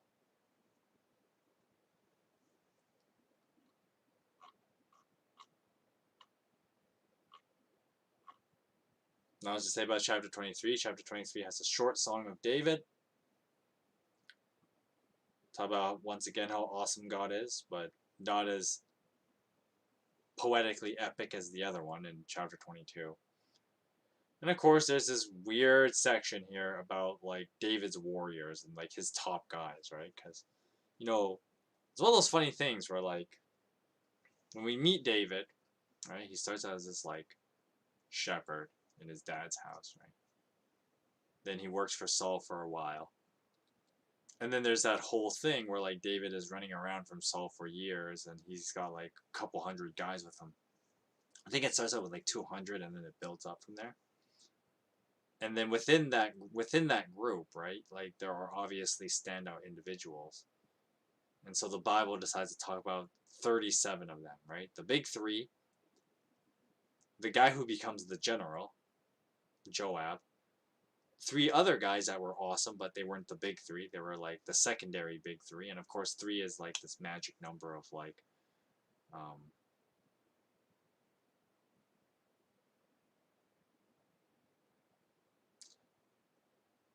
how do I put it? In literature, we always have like this theme of like a trio working together, right? The power trio, as we like to call them. You know, you think of stuff like Harry Potter, Ron and Hermione, you know, DC as Superman, Batman, and Wonder Woman. You know, the Avengers have Captain America, Thor, and Iron Man. You know, the big three, right? The three that everyone else rallies behind. They're the three that kind of carry the narrative, at least in like, you know, stories like the ones I've mentioned. Of course, that doesn't really apply here. But basically, there's always like a big three, right? And so I guess the Bible wanted to talk about how, like, yeah, David had like a big three in his military. And there were other people in the military that were pretty badass. I mean, that's basically why you would tell this, right? Why else would you talk about these exploits of these warriors other than to say that these guys were awesome, right? And so you got the big three, the secondary big three, I guess you could say. And then Joab, who was like the general, who became like David's main general. And then of course there's this like long list of 30 other like great warriors in his ranks. And of course, awkward, the last one mentioned is Uriah, right? The one that David betrays, right? And gets him murdered, basically. It's awkward.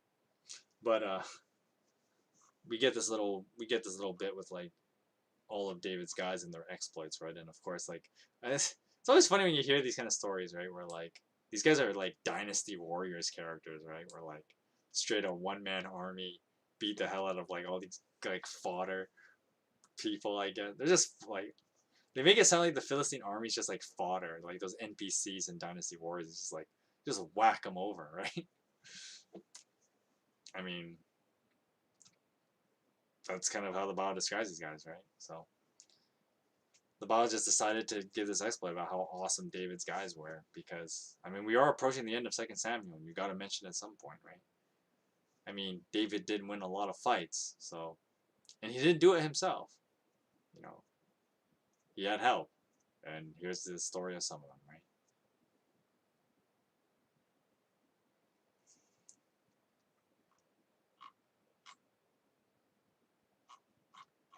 Not much else to say about this chapter, right? It's just like the story's coming to an end. Wrap up, talk about some exploits in people's lives and awesome badass moments.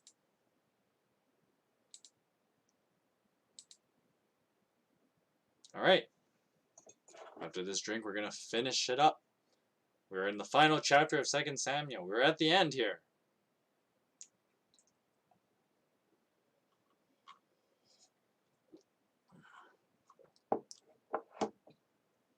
We are at the end of 2 Samuel. So here we go. Chapter 24. Now again, the anger of the Lord burned against Israel. And he incited David against them, saying, "Go and take a census of Israel and Judah." So the king said to Joab and the army commanders with him, "Go throughout the tribes of Israel from Dan to Beersheba, and enroll the fighting men, so that I may know how many there are." But Joab replied to the king, May the Lord your God multiply the troops 100 times over, and may the eyes of my lord the king see it. But why does the Lord my king want to do such a thing?" And I don't know why I can't give Joab a consistent voice. The king's word, however, overruled Joab and the army commanders. So they left the presence of the king to enroll the fighting men of Israel. Now after crossing the Jordan, they camped near Aroer. That is a very weird word to pronounce. South of the town of the Gorge. And they went through Gad onto Jazer. They went to Gilead and the region of Tatim Hodshi,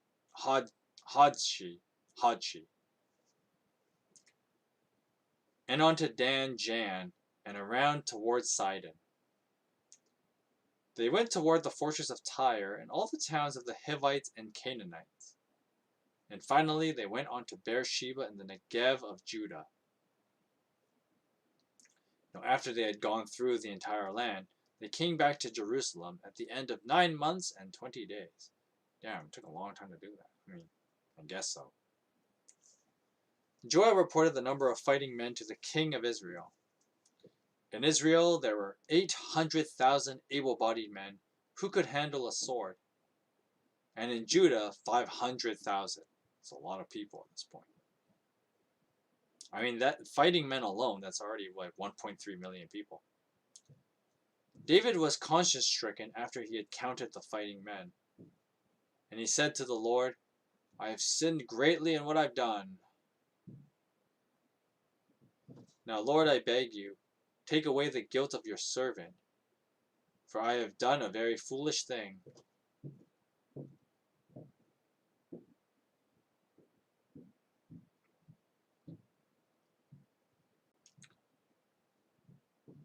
Verse 11. Sorry, I lost track there for a second. Now before David got up in the morning, the word of the Lord had come to Gad the prophet, David's seer. "Go and tell David, this is what the Lord says. I am giving you one of 3 options, so choose one of them for me to carry out against you." So Gad went to David and said to him, I need a voice for this guy. What kind of voice should I give Gad here? I mean, he only has like a couple lines, right? So, shall there come on to you 3 years of famine on your land, 3 months of fleeing from your enemies while they pursue you, or 3 days of plague in your land? Now then, think it over, and decide how I should answer the one who sent me. So David said to Gad, I am in deep distress. Let us fall into the hands of the Lord, for his mercy is great. But do not let me fall into human hands. So the Lord sent a plague on Israel from the morning until the end of the time designated, and 70,000 of the people from Dan to Beersheba died. When the angel stretched out his hand to destroy Jerusalem, the Lord relented concerning the disaster and said to the angel who was afflicting the people, "Enough, withdraw your hand."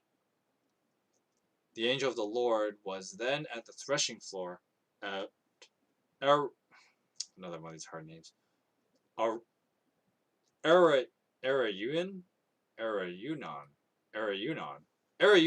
the Jebusite. When David saw the angel who was striking down the people, he said to the Lord, "I have sinned. I, the shepherd, have done wrong. But these are the sheep. What have they done? Let your hand fall on me and my family." Now on that day, Gad went to David and said to him, "Go up and build an altar to the Lord on the threshing floor of the Arayunan, the Jebusite." So David went up as the Lord had commanded through Gad. When Arayunan looked and saw the king and his officials coming toward him, he went out and bowed down before the king with his face to the ground. Arayuna said, Why has my lord the king come to his servant?" "To buy your threshing floor," David answered, "so I can build an altar to the Lord, that the plague on the people may be stopped." Arayuna said to David, "Let my lord the king take whatever he wishes and offer it up. Here are oxen for the burnt offering, and here are threshing sledges and ox yokes for the work.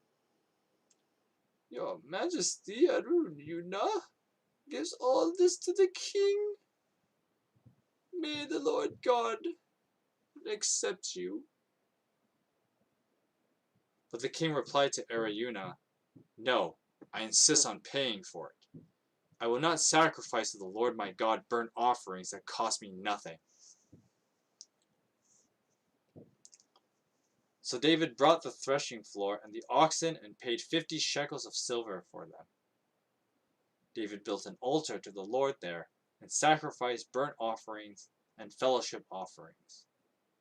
Then the Lord answered his prayer in behalf of the land, and the plague of Israel was stopped.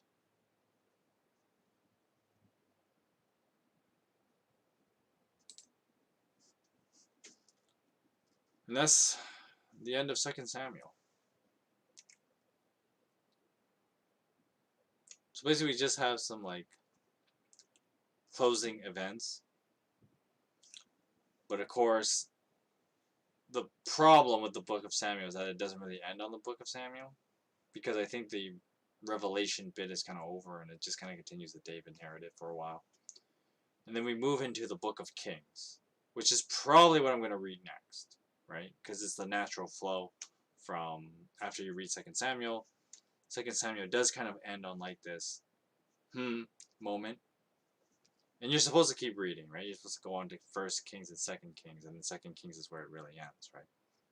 But of course, the thing about the book of Kings is that the book of Kings kind of moves away from the revelation and the main theme that the book of Samuel was kind of getting at. You know, the whole only God can be king thing.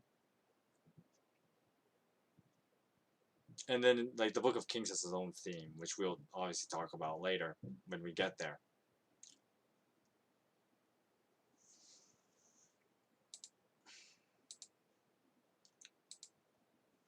With that said, we're just going to finish through chapter 24. There's really not much to talk about here.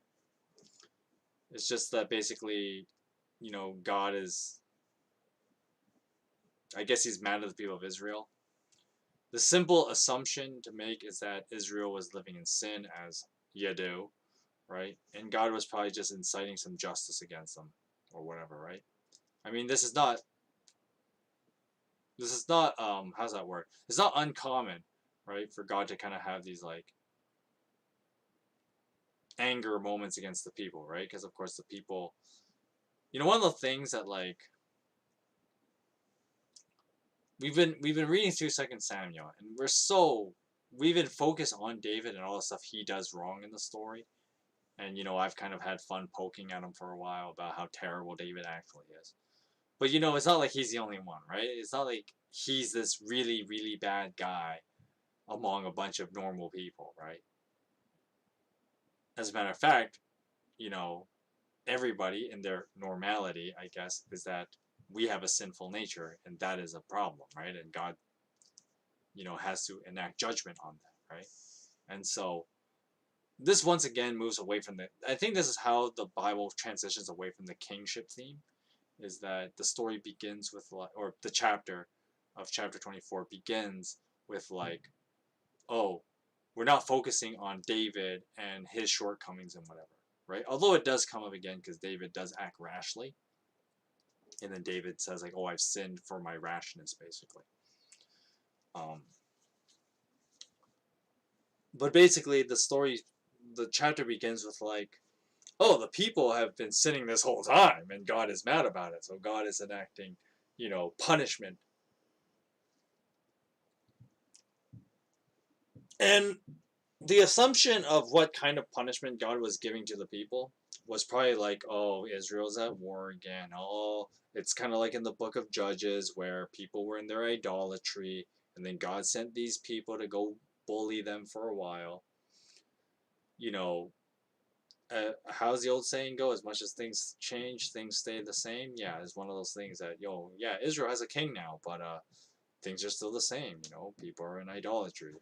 Then God leaves the Israelites to fend for themselves as some other group of people come in and beat them up for a while, right?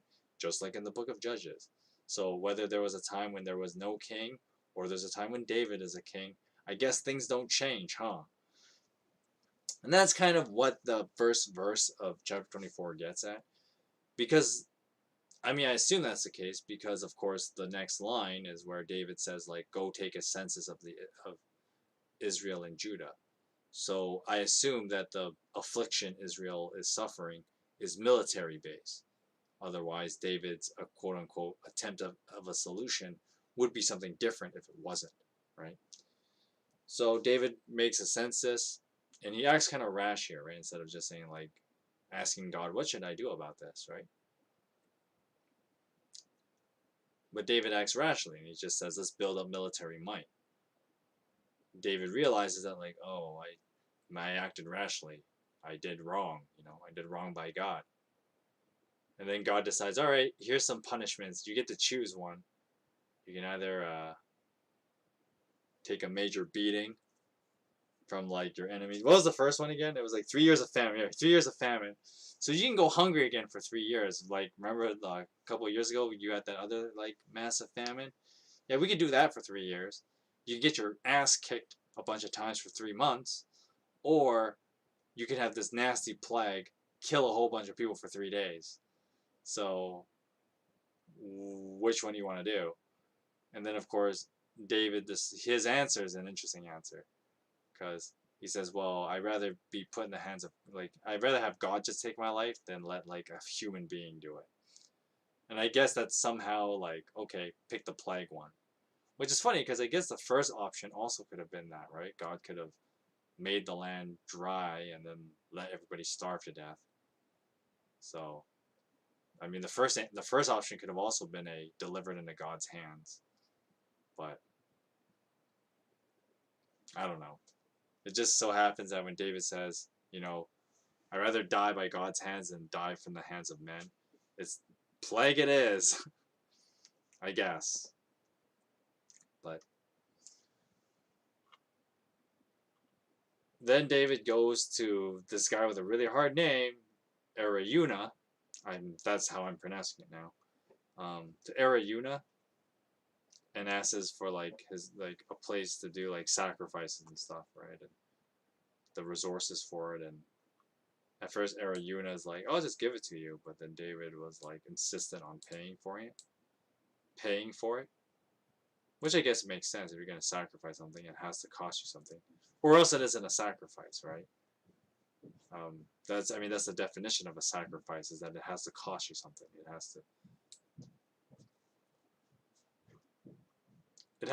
And there's a reason for that, right? If a sacrifice doesn't cost you something, then it doesn't mean anything, right? So that's kind of how the chapter ends. Not much else to say. How much did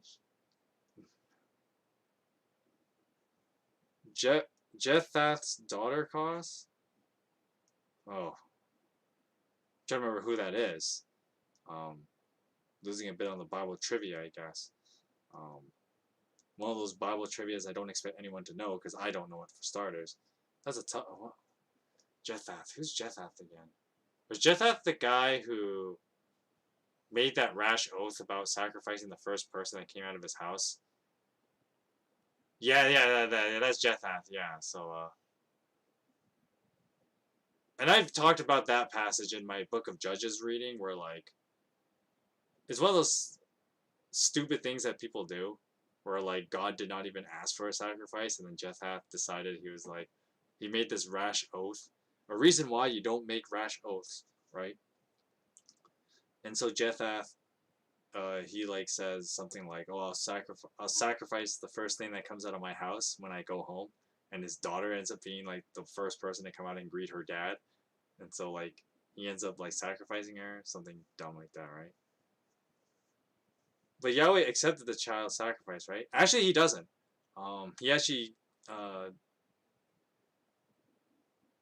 He actually causes problems for Israel later as a result of it. If you read the next chapter, he basically causes problems for Israel later because of it, in his quote unquote anger. It's one of those things that like I know a lot of people say like, oh, doesn't this make like God kind of a dick at times, where like because people do bad things, God responds like doing something bad to them instead of being like super forgiving, kind of thing, right? People make that critique about the Bible, right? Where it's like when people do bad things, and then God reacts, and like he kind of like does a big reaction, right? He does something really really mean to the people, and people would say, and then some people criticize the Bible by saying like, see, that makes God look petty when like God overreacts, I guess is the way you could say it, right? God overreacts. And so that's one case where like God does not approve of child sacrifice, but then you could argue that his reaction is kind of an overreaction, right? He kills a whole bunch of people because of it. Basically, is what he does. He kills a whole bunch of people because of it. And you might think that, well, isn't God overreacting over one guy sacrificing his child? Killing a whole bunch of other people doesn't make that right. And you have some merit in making that critique, but at the same time, it's like, no, that's how much God hates child sacrifice, right? He'll kill a whole bunch of people in his rage, right? So no, God does not approve of child sacrifices, because he ultimately wants people. He doesn't want people to kill each other, right?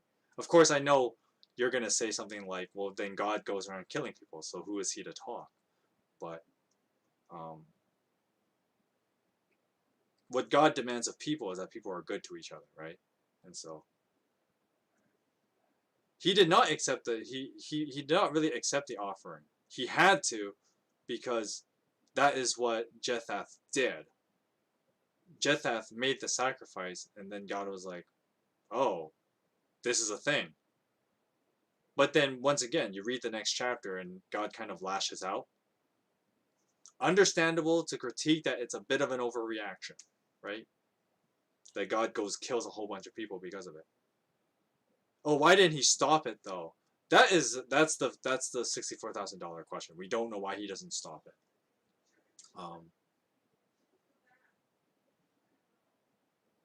There's no real answer to that. I guess he just doesn't stop it there, right? But I mean, that's one of those the problem with that kind of question you ask, though, is because, like, I mean, there's so many things where, like, things could have been different if God intervened directly, right? There's a lot of stories, and you know, as we read through the book of Samuel, there's a lot of those moments. Why didn't God directly intervene in a lot of these other cases, in a lot of other things where people do evil things, right?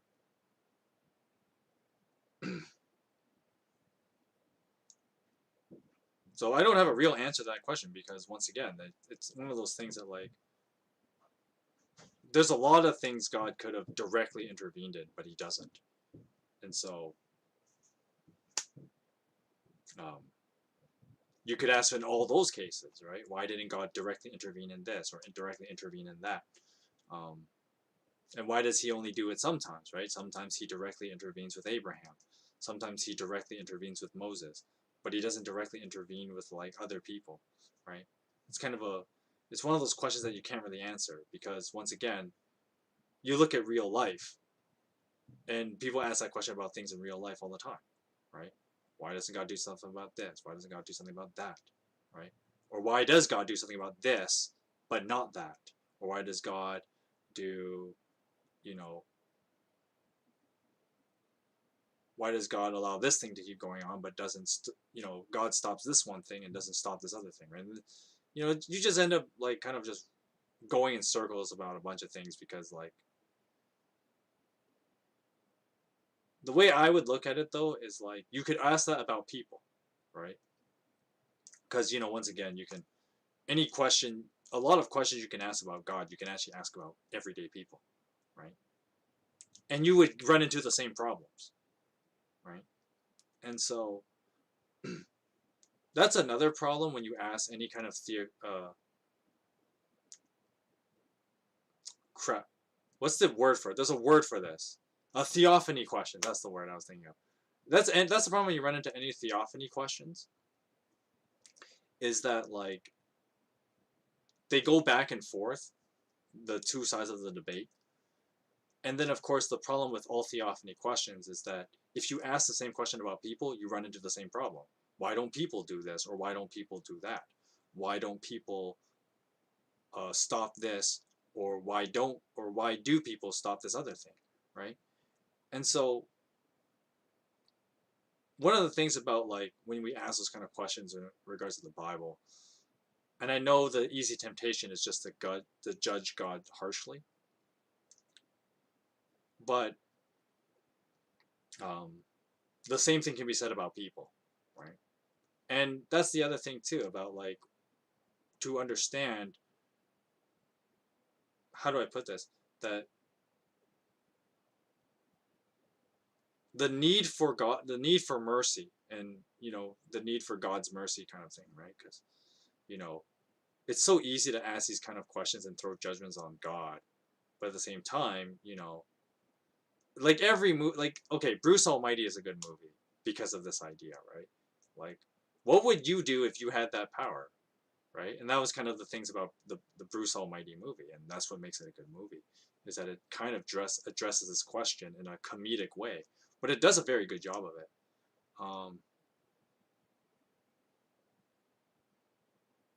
If I told you my great great great ancestor flew unaided across the Grand Canyon, would you believe it happened? Well, you would have to give some kind of evidence. Your word alone might not be enough. I would need some kind of evidence. Like, if I saw other people could do that, then I could believe that your great great great great ancestor could do it. If I saw someone else do it, or if I knew of someone else that could do it, right? What if I told you there was 500 witnesses?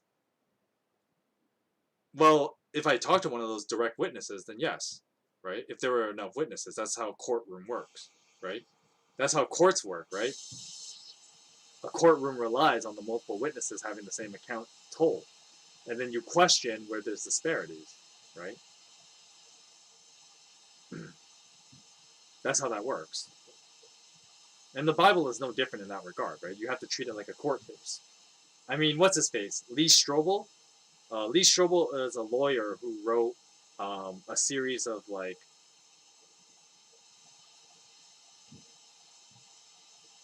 Did you talk to witnesses that saw Jesus perform miracles? Well, the idea of the apostolic tradition is that we maintain that people have seen it and that it keeps going on, right? Of course, the other thing too, and this is where, once again, this is not a clear-cut answer because, you know, we live in like thousands of years since then, right? So things will get, kind of jaded with time, right?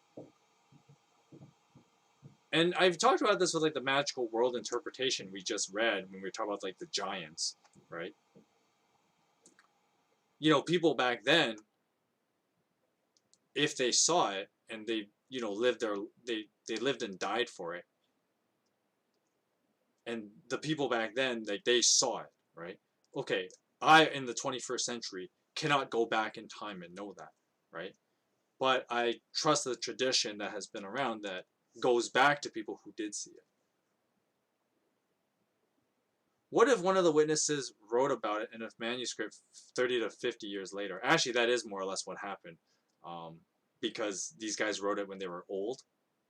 And sure, you can give a grain of salt about, like, okay, how reliable are these guys' memories, right? When, like, okay, the disciple John he actually wrote it down years later, but, you know, and he's recalling on memories. You gotta just kind of trust that his memory is at least decent enough to remember that, because that's what happened. That's what happened with basically the Apostle John, right? What if one of the witnesses wrote about it? Would you believe it happened based on the manuscript? Well, the other thing too is that, it's not. Here's the other thing too, from an academic perspective. You got to look at it like this, right? So, you think of anything in science, right? When academia was being built up, and this is the fundamental of academia. If one guy wrote one article talking about, like, how gravity works, or the theory of gravity, if we wanted to call it that, right? One guy writes one article. You're gonna question, and you're gonna be like, are you sure that this is legit? If one guy wrote one thing. But let's just say 100 guys wrote something on the same thing, right? And they all come to the same senses of how, like, there's this thing that draws things to the planet, and we call it gravity, right? That's what we're gonna call it. And 100 guys wrote on, like, this is how it works. They use different examples, whether one guy had an apple or one guy had a banana drop down. Does that really matter? What fruit, or maybe a block of wood or whatever, does that really matter? Not really. The idea is that when stuff goes up, it also comes back down, right? One guy said, I'm going to do an experiment. I'm going to throw an apple in the air and watch it come back to the ground. Another guy says, hey, I'm going to do the same thing with a banana, right? And so if 100 guys did it, then it starts being more credible, right? The Bible is very similar in that way, where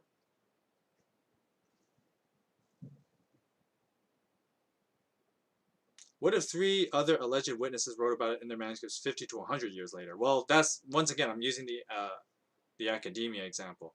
So when they were talking about, like, the Gospels of Jesus, the Gospels, at least, this is more reliable. Old Testament stuff, understandable if there's questions and if people question it more. But when it comes to stuff like the Gospels and the New Testament, people had written thousands, if not tens of thousands, of documents. And this is a known fact in the Roman world. You can read philosophers like Virgil and them, and they talk about this and how, in the Roman perspective, it was a problem, right? This growing group of people, right, that later became known as the Christianos, which is where we get the word Christians.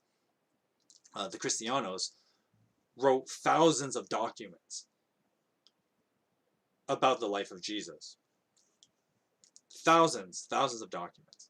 Of course, those documents later get compiled, and then they become the cross, and they all get, like, which ones are the most, like, the same, if you will, and then all those ones kind of get brought into what we use as the Gospels today in our Bibles, right?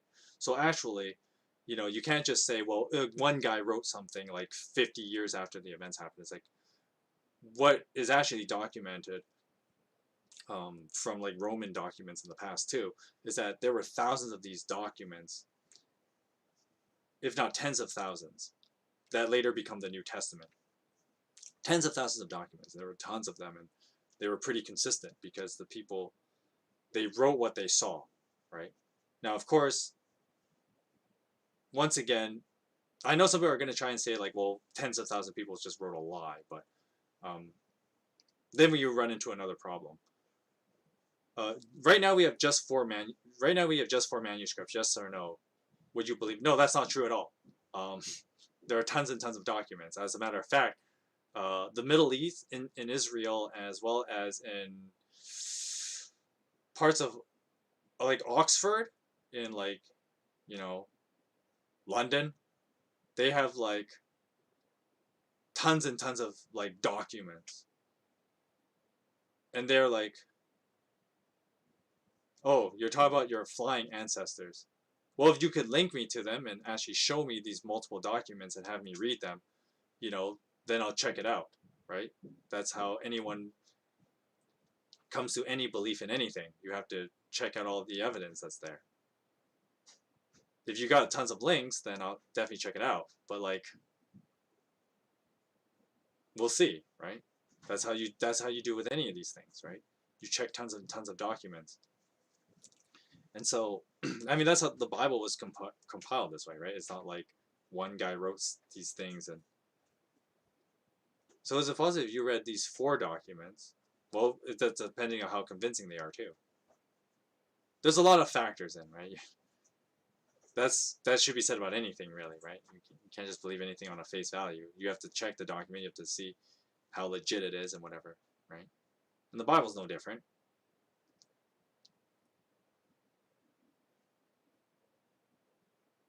I mean, I'd be down to read these things if you actually have them. If it was possible, well, yeah, it depends on how convincing they are, right? I'm not saying that I'm not going to rule out the possibility. What I'm saying is you need to have the evidence forthcoming. And I know a lot of people say like, well, the Bible's not like that, and I would say, well, that the opposite is true. The Bible has lots of documents to say that like people are pretty sure these things happened. And by pretty sure, as in like there were people that were there. And the Bible even references itself to like has that self-awareness.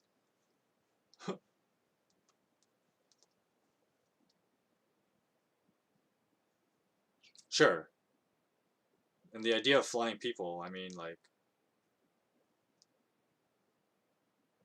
I wouldn't rule that out, and I'm sure there's probably other explanations for it.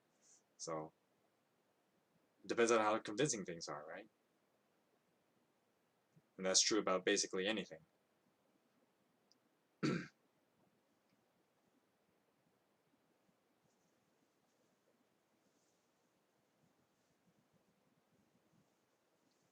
Anyway, that was a long tangent. So I'm just gonna finish up 2 Samuel here, because it's already like 5:10 for me, so I'm getting kind of tired. But anyway, so where was I before we went that crazy long tangent? Okay, so hey, you know, like, it's okay to talk about these things, because you know you have a question, and I will do my best to answer, and to be realistic about answers too, right? Because that's the thing. I mean, this is meant to be. I'm trying to do this as like, you notice I put this as like an educational thing, right? Like I read the Bible for educational purposes as well. But anyway, we're gonna finish here. I mean, I was more or less finished with the book of Samuel, and I guess I'm gonna do some closing words for it.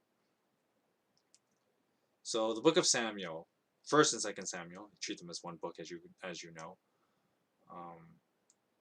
The main theme is about how, you know, God is our king, and we can't really put our trust in human leaders, right? Not in the sense of like, not to be cynical about it, right? You can't just say I trust nobody, right? But at the same time, the Bible is getting at the idea that ultimately it is God who is to be king in our lives, ultimately, right? Because the problem is that human beings will fall short, right? And we saw this through the lives of several people, several kings, if you will. And that was in first Saul, the first king of Israel, and then David, the popular king of Israel. And even people who were kings for short times, right? Or tried to usurp David anyway. So we had Absalom and Sheba and other people like that, right? That tried to claim a kingship title for themselves. And, you look at all these guys' personal lives and, there's a lot of stuff wrong with it, right? But that the Bible uses kind of uses these stories as like a case in point, right? That it is in God that we must trust. And, we can't fully rely on people because they're going to have these shortcomings, and that can taint them, right? And there's the old saying, right?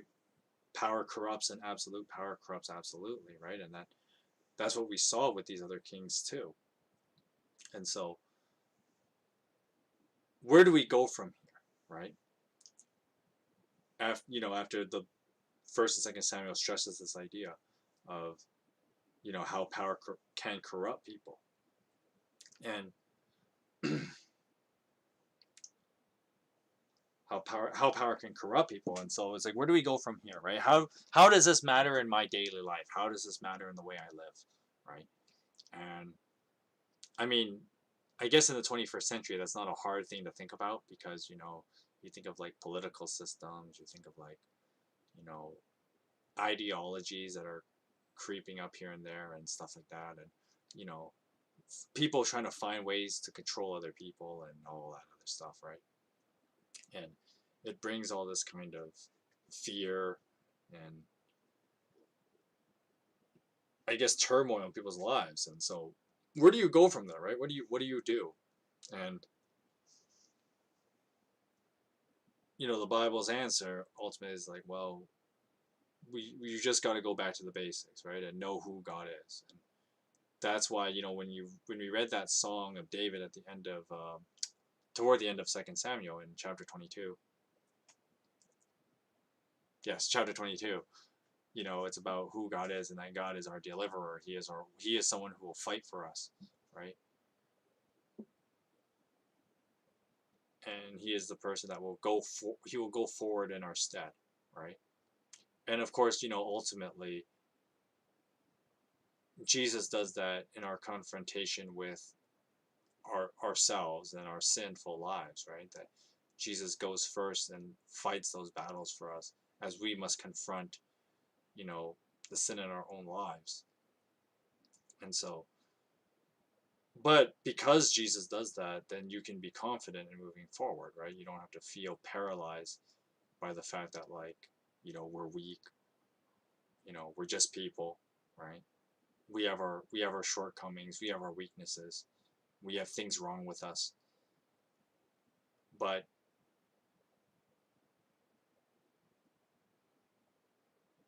we can be confident in who God is and that he fights for us, right?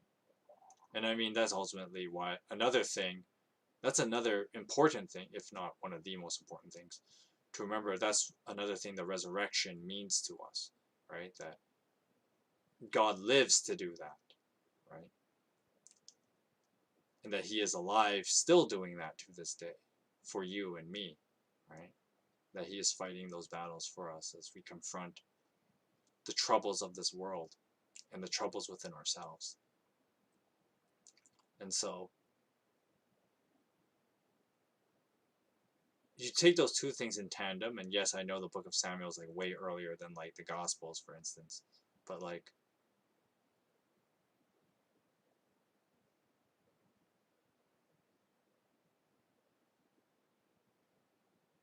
that's kind of where we go from there, right? And the book of Samuel ends on that somber note. Of course, the funny thing is that there's actually still more to David's story. maybe I'll just continue on to the Book of Kings, but I mean, it has been quite a journey to read all these longer, like, narratives like this. Like, when I went to the Book of Judges. I've done so many Old Testament books already this year, and it has been quite, um, it feels like, how do I put this? I don't know, I feel like it's been a lot of work, right, to do Old Testament stuff like this, and um, not that that's a bad thing, right? And then, of course, a good reason of doing the Old Testament was because, I wanted to hopefully help you guys learn, like, how to read the Bible better, especially reading the Old Testament, which ain't easy. And anyone who tells you otherwise doesn't know what they're talking about. The Old Testament is very hard to read, and I'm hoping that I can help you in how you read it. See, like, the way that I see it in my head right now.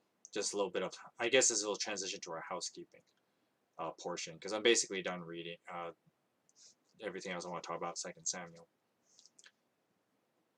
So we'll see what we end up doing. I'm probably gonna skip next week for Bible reading, and we're gonna start a new book in September. More than likely, we'll just read starting with with First Kings. Of course, with the Kings, reading through the Book of Kings and First and Second Kings, once again I treat them as if they're one book. Going through the Book of Kings, I'll just kind of treat it more like just reading through the stories, as opposed to, like, this more educational part I've been doing with this one. Because once again, like, with the Book of Samuel, had that more clear theme to, like, talk and discuss and to think through. The Book of Kings is not so much like that, because I mean, honestly, I was looking through some notes. I'm like, dude, like, Book of Kings is not that different from, like, the Book of Judges, and everything I talked about in that book you could bring up with, like, the Book of Kings. So, like, whatever, right? So I think we'll just kind of do more like story time with the Book of Kings, and I really gotta get some people to help me with voice acting, because as you can tell, it's been killing my throat as of late. But we'll cross that bridge when we get there. We'll probably won't start the Book of Kings until September. So with that said, that I'll probably skip next week's reading stream. That would be the 27th. I'll skip next week.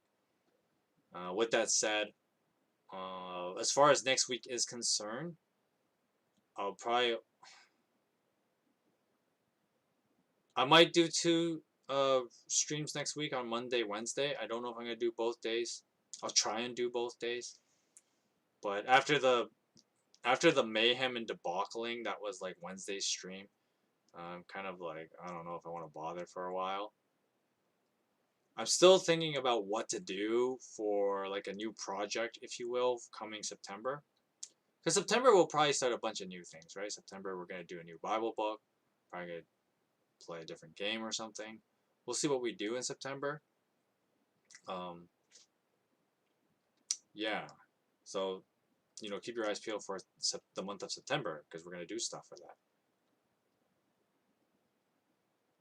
So I'm not totally certain on, like, how we're going to do streams for the rest of August, which we do have one more week in August. Well, we have a little bit more than that, right? Because we have, like, next week, which is all August, and then the Monday after that, so not this coming Monday, but, like, 2 Mondays from now, is still in August.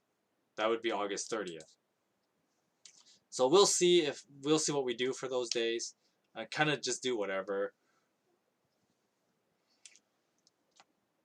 I'll find something to do on those days, right? So, but it'll probably be much more relaxed on those days. And then, of course, I guess the only thing I'm actually maintaining on a consistent basis for the channel, at least next week anyways, is Throwback Thursday episode of Heroes Might Magic 2. Still going through that. So that will be next Thursday. But yeah, just next week is kind of going to be all over the place. Don't really know exactly what we're going to do. I don't have anything planned for it, that's for sure. So we'll see what we do. Start on Monday. or Wednesday, depending next time I stream.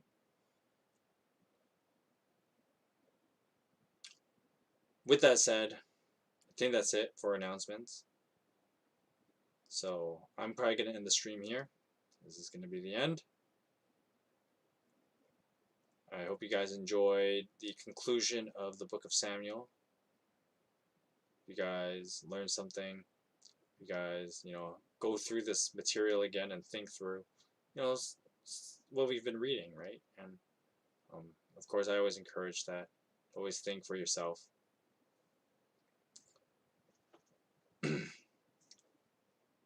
Hope you guys have a great rest of your. I hope you guys have a great Friday night. Hope you guys have a great weekend. And I'll see you guys next week. You guys have a great. Well, I'm repeating myself now. Have a great day. God bless you.